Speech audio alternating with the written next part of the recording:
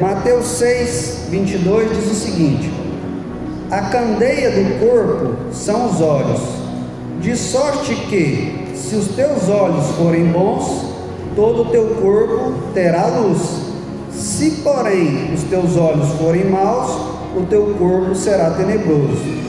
Se, portanto, a luz que há em ti são trevas, quão grandes serão tais trevas? Eu quero trazer um sermão temático aqui nessa noite, com o seguinte tema: um bom motivo para orar. O título dessa mensagem é um bom motivo para orar. Quando você for orar, peça ao Senhor: Senhor, me dê bons olhos. E bons olhos aqui não está falando da pessoa enxergar bem, humanamente falando, porque o mesmo Bartimeu, que era cego antes de ter um encontro com Jesus, espiritualmente ele estava enxergando muito mais que muitas pessoas daquela multidão. Então, bons olhos aqui é no sentido espiritual. A Bíblia vai dizer que os olhos são a candeia do corpo. A candeia, trazendo aqui para nós aqui, é como se fosse a lamparina. Era um recipiente que ela colocava o azeite, colocava o pavio, colocava o fogo e trazia luz para aquele local. Então, parafraseando, a candeia são os olhos, o azeite é símbolo do Espírito Santo, e a luz também, e o fogo também é símbolo do Espírito Santo, e a luz é símbolo do que? Da palavra. Então raciocine comigo: os olhos são a candeia do corpo. Se os olhos forem bons, o corpo vai ser luz. Então os olhos são a candeia, o azeite da candeia, porque a candeia, a lamparina, ela não vai iluminar se ela não tiver azeite, se não tiver fogo. Então o que acontece? Parafraseando, nós precisamos que os nossos olhos sejam movidos pelo Espírito Santo à luz da palavra. E tudo muda, irmãos, quando isso acontecer. Se nós tivermos os olhos movidos pelo Espírito Santo à luz da palavra, tudo muda. Quando nós olhamos Lucas 15, que Jesus vai contar uma parábola que é dividida em 3 partes. A parte que vai falar da dracma perdida, aquela mulher só percebeu que tinha sujeira na casa quando ela acendeu a lâmpada. Então, quando nós temos os olhos bons, os olhos movidos pelo Espírito Santo, à luz da palavra, nós podemos enxergar na nossa vida as sujeiras espirituais, o pecado, as falhas, as fraquezas. E eu acho interessante que quando eu me converti, eu fui doutrinado por um irmão da Deus é Amor. E eles assim, muito rígidos, muito assim, sistema bem rígido. E aí eu comecei a deixar de algumas coisas, bermuda, na época de jogar futebol e tantas coisas que eles iam falando. E ali, aquele bichinho chamado religiosidade começou a me picar. E ali eu comecei, sem entender, sem ter o conhecimento da palavra, pensar que eu era alguém mais espiritual. E aí, pastor Claudinei, quando alguém chegava no altar como esse, gritava assim: Deus vai balançar a figueira, eu falava assim: aleluia, amém. Eu penso assim: a figueira é já estou com o passaporte garantido. Quando alguém chegava e pregava assim: Deus vai pesar a mão nesses crentes pecadores, eu falava: oh glória. Por quê? Porque na minha cabeça, porque eu tinha deixado de fazer algumas coisas, eu era superior. Mal eu sabia que todos nós somos dependentes da graça de Deus, e as nossas obras perto de Deus são como trapo de imundícia. E aí o que acontece? Isaías, antes dele ter uma visão do trono de Deus, e que nós estamos falando sobre ter olhos bons, ele tinha ai para todo mundo. Ai de ti que faz isso e isso, ai de ti que faz isso e aquilo. Mas quando ele teve uma visão do trono de Deus, ele falou assim: ai de mim, que sou pecador e vou perecendo. Tenho lábios impuros e habito no meio de um povo de impuros lábios. Então, quando nós temos uma visão movida pelo Espírito Santo, à luz da palavra, tudo na nossa vida muda, e muda para melhor. Por quê? Porque se a gente for fiel à visão que o Espírito Santo nos dá, à luz da palavra, as nossas atitudes vão ser coerentes com aquilo que Deus quer. Antes da queda do diabo, existem poucos textos na Bíblia que falam sobre isso, mas um dos textos que é atribuído a ele vai dizer que ele era um querubim ungido e perfeito, até que houve iniquidade no seu coração. E o texto em questão vai dizer assim, que ele pensou no seu coração, né? Subirei, me assentarei e serei como Deus. Por que aconteceu isso? Porque os olhos do diabo não foram olhos bons. Ele era um querubim ungido, ele já tinha um cargo muito bom, ele já estava num lugar pleno de prazer e felicidade. Mas quem não tem os olhos bons, o que acontece? Nada para essa pessoa satisfaz. E aí ele já não bastava ele ser um querubim ungido, já não bastava ele ter sido criado um ser maravilhoso, ele ainda queria subir até onde Deus estava, ele queria sentar no trono de Deus, e ele queria ser o próprio Deus. E isso fez com que ele fosse expulso do céu, e com ele a terça parte do anjo. Mas isso não é algo particular dele. O mesmo aconteceu, irmão Ivo, com Adão e Eva. Deus criou eles perfeitos, sem pecado, colocou um jardim cheio de frutas e coisas mais lindas. Quando a gente vai assistir esses documentários de lugares onde o ser humano destruiu, nós podemos enxergar cada natureza linda, cada cachoeira, cada lugar maravilhoso, lagoa. Agora você imagina antes do pecado como que era o jardim do Éden. Então eles já tinham tudo, porém os olhos deles foram maus. Já não bastava eles ter o jardim, já não bastava eles ter a presença de Deus, já não bastava eles não precisar suar, né, para produzir, porque não plantou nada para produzir, já estava tudo plantado. Já não bastava tudo que Deus fez para eles, porque os olhos deles foram maus, eles cobiçaram aquilo que não era para eles cobiçarem. Consequência, assim como o diabo foi expulso do céu, eles foram expulsos do paraíso. Então a maneira com que nós enxergamos as coisas, a maneira com que nós vemos as coisas, vai refletir nas nossas atitudes e vão fazer com que o nosso corpo seja luz ou trevas. Agora observe bem, você vai ler a Bíblia no Evangelho de João capítulo 9. Lá, pastor, vai ter aquela história daquele cego de nascença. Aí a Bíblia vai dizer que Jesus está ali com os discípulos, e ali eles começam a observar o cego de nascença. Ser cego é um problema, sim ou não? Deve ser horrível. Então existia um problema. Jesus e os discípulos estavam vendo o problema. Só que os discípulos eles estavam enxergando o problema e eles queriam o quê? Colocar a culpa do problema em alguém. Então o problema, de quem que é a culpa? Dele ou dos seus pais que nascem cegos? Por quê? Porque os olhos dos discípulos, até o momento que eles ainda não eram cheios do Espírito Santo, eram olhos maus, porque eles ainda estavam naquela fase de se encher do Espírito Santo. O problema estava lá. Jesus viu o problema. Jesus ele não esconde o problema debaixo do tapete, porque problemas precisam ser resolvidos.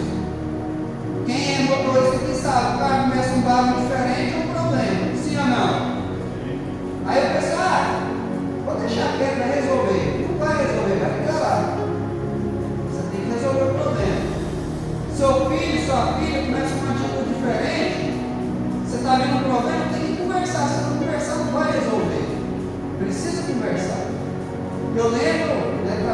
parênteses aqui, quando eu era ainda novo convertido, trabalhava no Alto Estrela, e ali ficaram muitos bêbados, muitos moradores de rua ali, e aí eles gostavam de ficar colocando na loja aquelas músicas lá, aí eu ficava lá, até trabalhava no céu, trabalhava lá comigo, ela lembra desse negócio, e ali eu ficava, às vezes chegava aqueles bêbados lá, que as músicas ficavam com fogo, eles dançar e tal, né? Ficava fumando ali. Aí um dia o Félix, que era crente aqui, chegou em mim e falou: rapaz, você está com a cabeça, agora você é crente, você não está vendo que esse povo está cheio de pão no forno, não, você está aí, quando for você está dançando, humilhando os caras, não? Rapaz, se tivesse me dado um soco na cara, não tinha sido tão doído. Eu pensei, é mesmo, né? Isso aqui não combina mais com a minha identidade. E aí passava ali, né, na época tinha aquele João Lopó, aquela Maria Popó, e na hora que ele falava: ô João, posso ficar mexendo com esse povo, não, né? Aí passava outro, não posso, né? Por quê? Porque o problema para resolver, você tem que mexer nele muitas vezes. Ah, cheira mal, cheira, mas se não mexer, não ressuscita.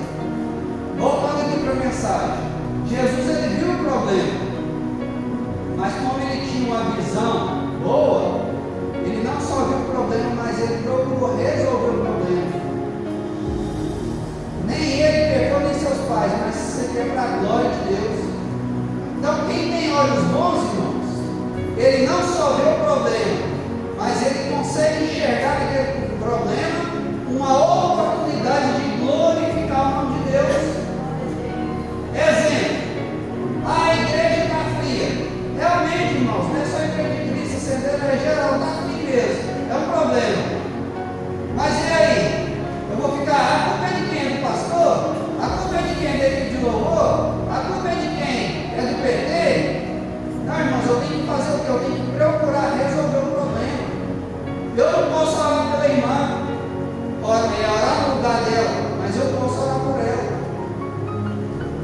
Eu não posso tomar decisões pelo irmão, mas eu posso orar por ele, eu posso tentar ser uma pessoa melhor.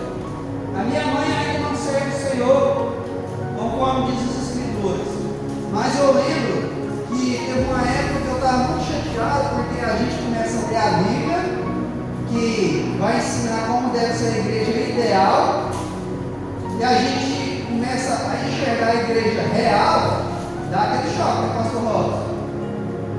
Você olha a Bíblia, que a Bíblia ensina que é a igreja ideal, e aí você pisa no pé da igreja real, dá aquele choque.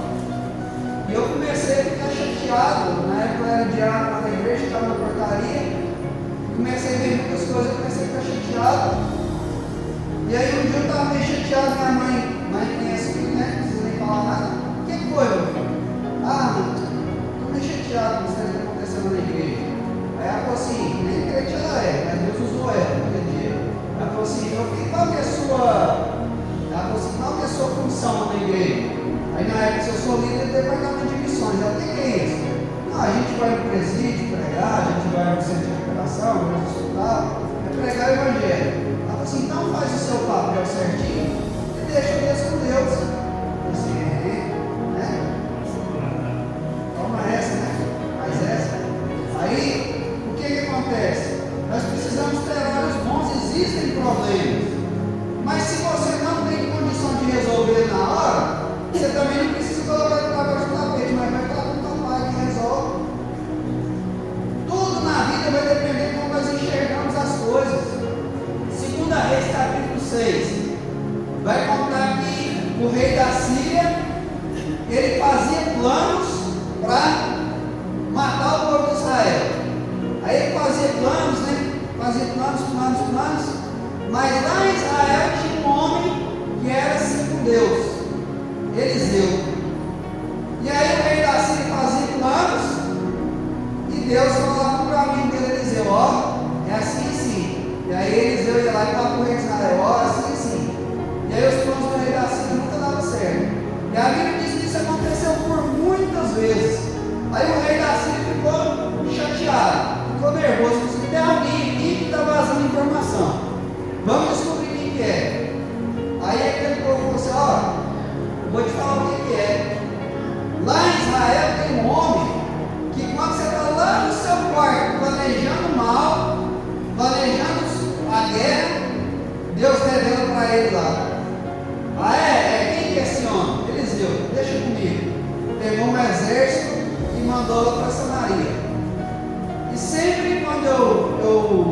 eu leio esse texto, estudo sobre esse texto, eu tenho uma mente um pouco fértil, vocês já perceberam?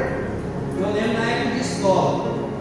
Na época de escola, eu sempre fui pequeno e magro e era meio metido a brigador. Agora você pensa, né? Sempre, a maioria das vezes eu tomava pior. E aí às vezes arrumava um problema com alguém, aí eu falava assim, lá no final da aula eu te pego. Aí eu pensava, pastor Robson, pra que eu fui mexendo nisso, né? Aí já dava aquele frio na barriga, já dava aquela descrença, eu pensava, aí agora, se eu fugir hoje, amanhã eu tenho que voltar para a escola e tal, e ficava com aquele medo. Aí o que o texto vai dizer?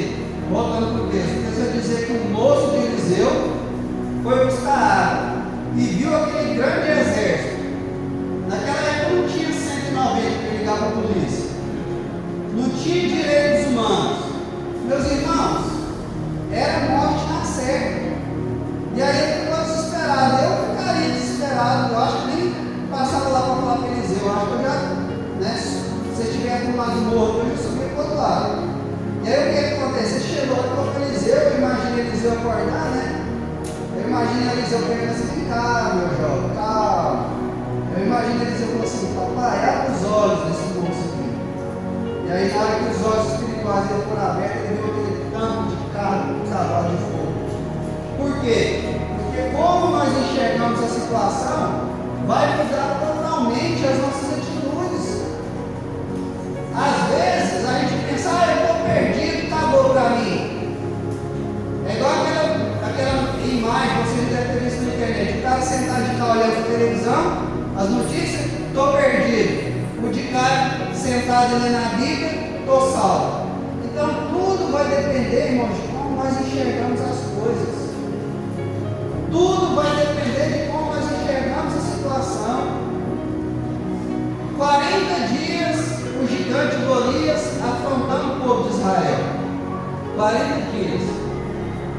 Se ele afrontava de dia, de manhã, de tarde, então já tinha sido 80 vezes que ele tinha ido lá afrontar.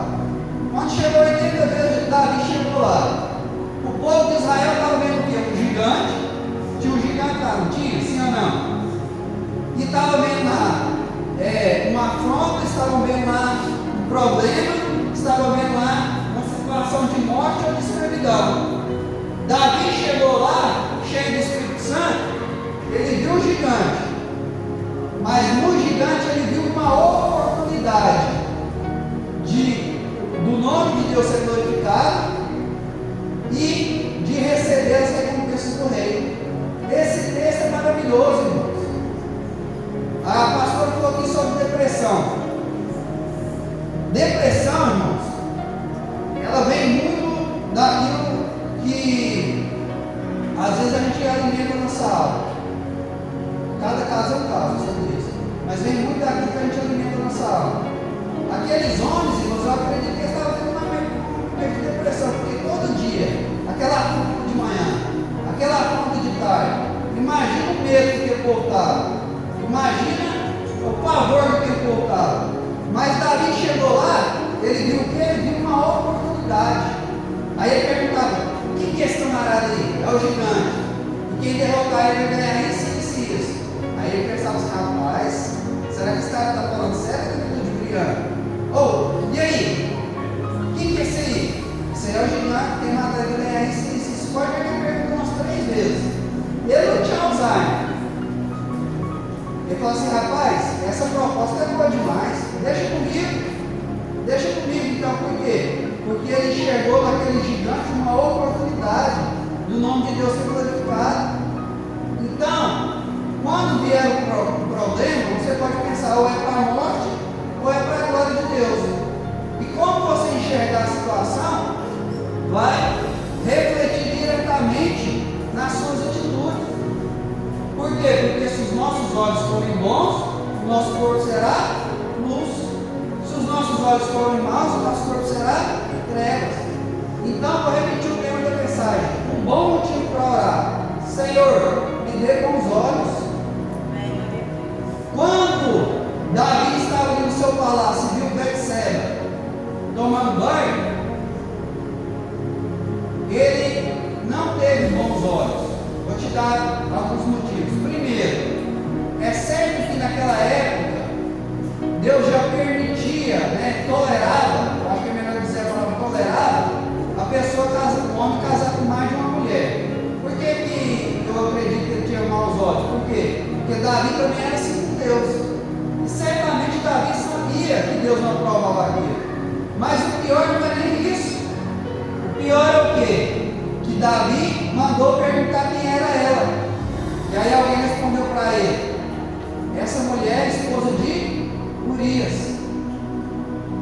Se Davi tivesse tido olhos bons, guiados pelo Espírito Santo, à luz da palavra, jamais ele teria cometido aquela loucura. Jamais. E isso se aplica nos dias de hoje. Nós sabemos que o homem, ele peca muito, ele é muito atraído pelo que vê. E humanamente falando, é natural que um homem, quando ele vê uma mulher bonita, com o corpo à mostra, é natural que ele se interesse por aquilo ali. Mas quem tem bons olhos, o que ele vai fazer? Senhor, eu não quero isso para a minha vida. Senhor, eu não quero entristecer o teu Espírito Santo. Ela é uma alma, ela é uma pessoa que precisa do Senhor, assim como eu. Isso que a pessoa vai fazer. Por quê?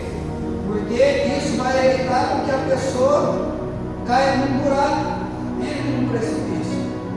Então, meus irmãos, tudo vai depender de como nós enxergamos as coisas. Se a gente tiver olhos bons, o nosso corpo vai ser luz. Porém, se a gente tiver olhos maus, o nosso corpo vai ser trevas.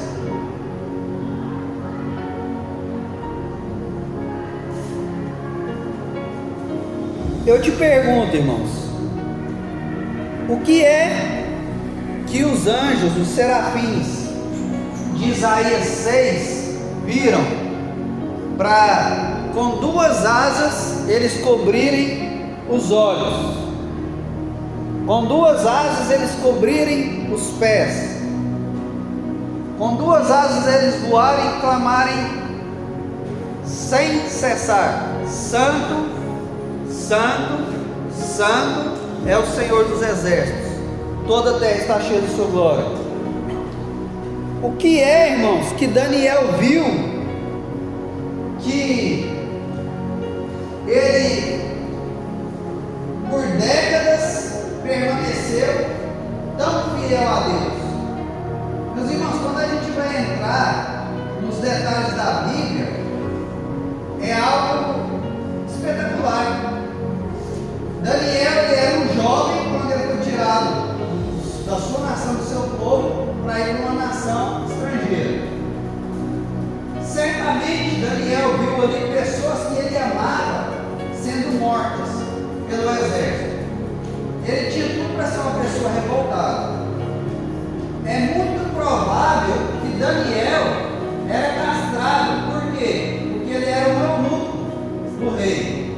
E a Bíblia não vai dizer que ele tinha esposa e filhos. Aquele jovem tinha tudo para ser revoltado, para ser uma pessoa revoltada da vida. Detalhe: o rei queria colocar ele na mesa dele, deu autoridade para ele. Mas o que é que Daniel viu? Que passava rei, entrava outro rei, passava rei, entrava outro rei, Daniel permanecia fiel. Meus irmãos, eu fico imaginando o quanto aqueles homens eram positivos, firmes. Fizeram um decreto que se alguém orasse para o rei que não fosse o rei ali da Babilônia, ia ser jogado na cova dos leões.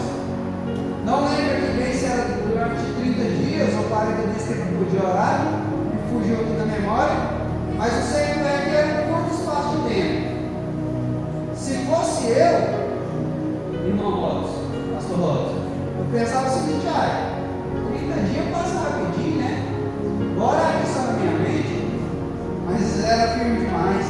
Eu imagino Daniel se ajoelhar e pensar assim: quem é esse povo aí vai interferir no meu relacionamento com Deus? O que aquele homem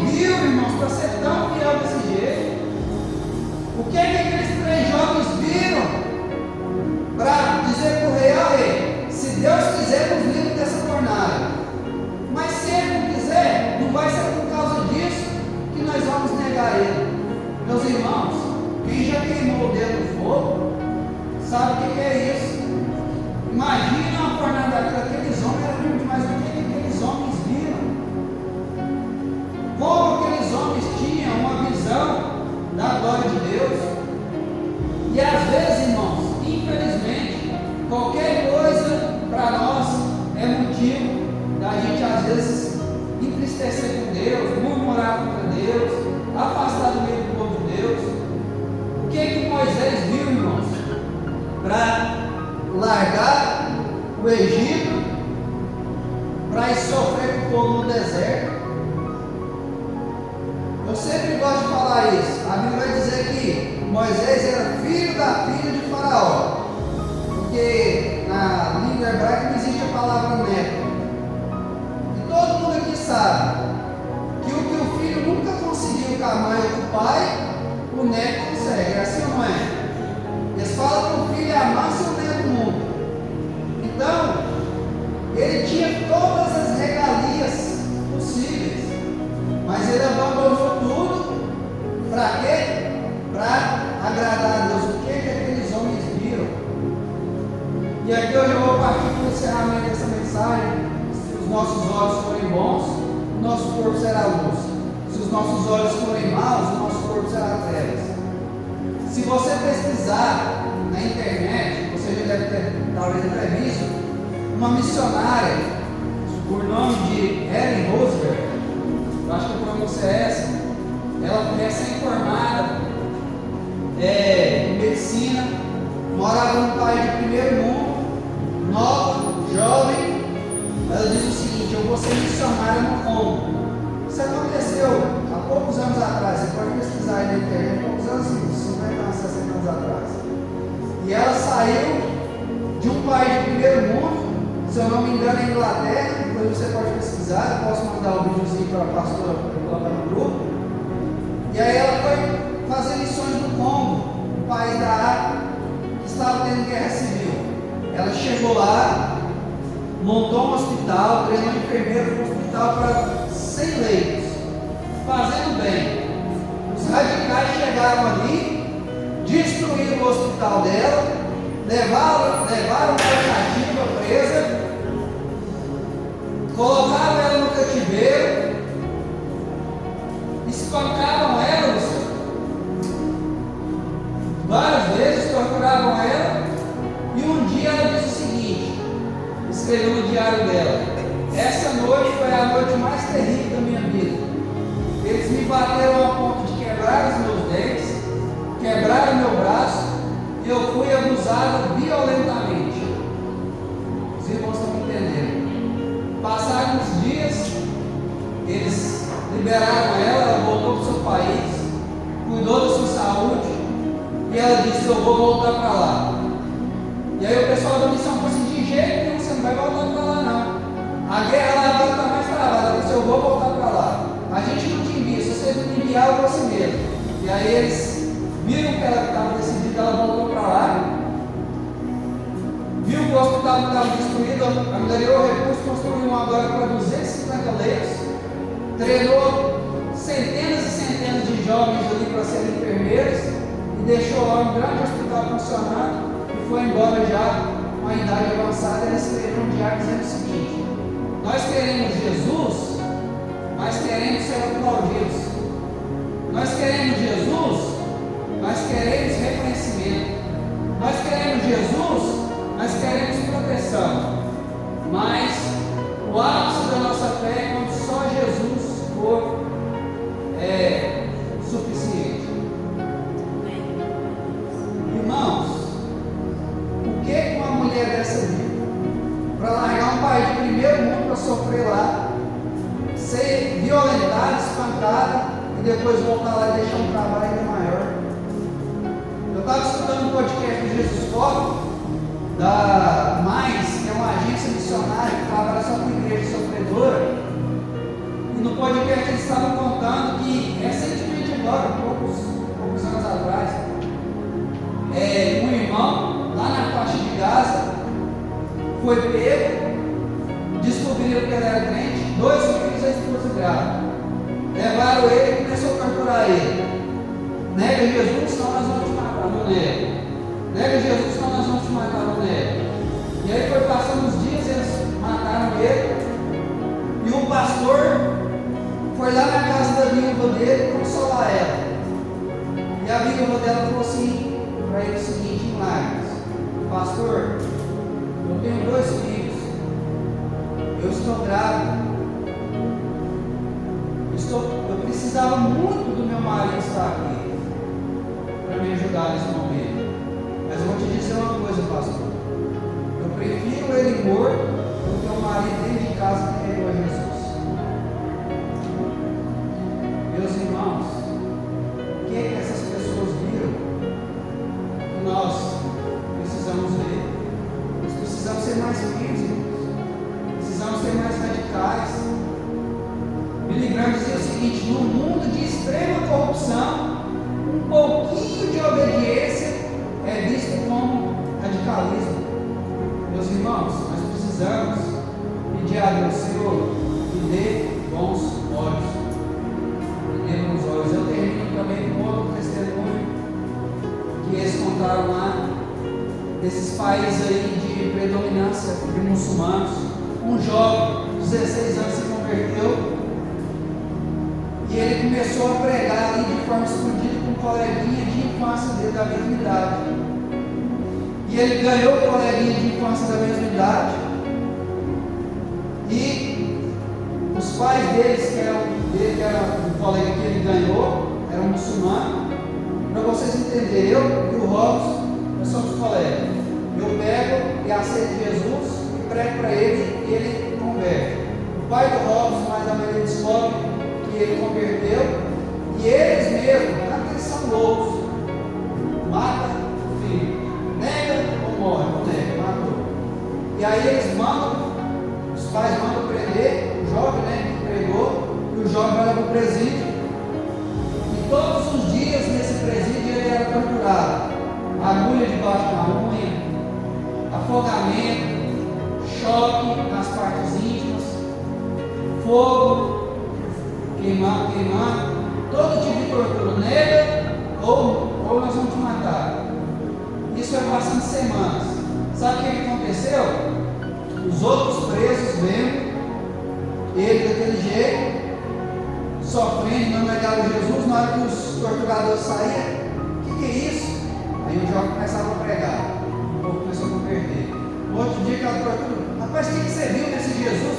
Ele começava a pregar. Na hora que eles perceberam, a gente tinha ganhado dezenas de presos. Não, leva esse menino embora. Soltou ele.